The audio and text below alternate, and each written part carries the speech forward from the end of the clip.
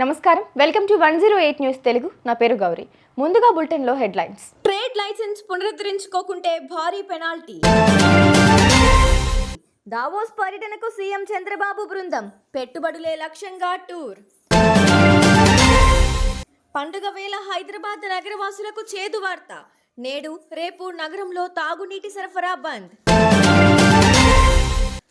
పవన్ బావా లోకేష్ అన్న అంటూ శ్రీరెడ్డి సంచలన ట్వీట్. గ్రేటర్ హైదరాబాద్లో ఉన్న ట్రేడర్లు తమ లైసెన్స్లను ఈ ఏడాదికి పునరుద్ధరించుకోవాలని బల్దియా అధికారులు తెలిపారు. గతేడాది డిసెంబర్ 31తో ట్రేడ్ లైసెన్స్ గడువు ముగిసిందని, వీరంతా ఈ నెల 31లోగా తమ లైసెన్స్లను రెన్యువల్ చేయించుకోవాలన్నారు. ప్రతి ట్రేడ్ లైసెన్స్ పునరుద్ధరణపై 5,000 రూపాయలు విధించనున్నట్లు అధికారులు పేర్కొన్నారు.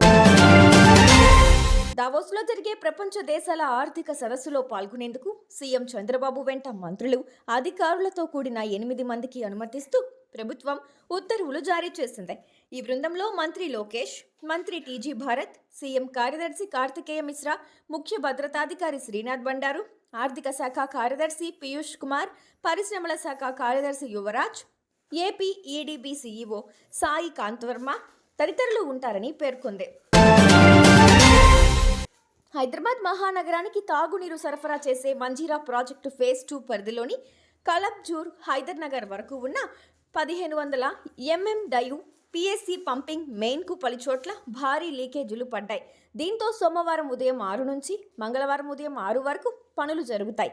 ఈ క్రమంలో ఎర్రగడ్డ, యూసఫ్గూడ, బోరుబండ, మూసాపేట, నిజాంపేట, హైదర్ నగర్, పటాన్చెరు తదితర ప్రాంతాల్లో తాగునీటి సరఫరా నిలిచిపోతుందని అధికారులు తెలిపారు. AP deputy CM Pawan Kalyan, మంత్రి లోకేష్లపై నటి, వైసీపీ సానుభూతి పరురాలు శ్రీరెడ్డి సెటైర్లు వేసింది. ఓ లోకేష్ అన్నో, నువ్వు సీఎం అవుతావేమో అని పవన్ బావలో ఆల్రెడీ ఇన్సెక్యూరిటీ స్టార్ట్ అయిందయ్యో, మా బావ సొంత కథలు రాసేసుకుంటున్నాడు, జాగ్రత్త టీడీపీ అని ట్వీట్ చేసింది. దీనిపై జనసేన శ్రేణులతో పాటు కూటమి నేతలు మండిపడుతున్నారు.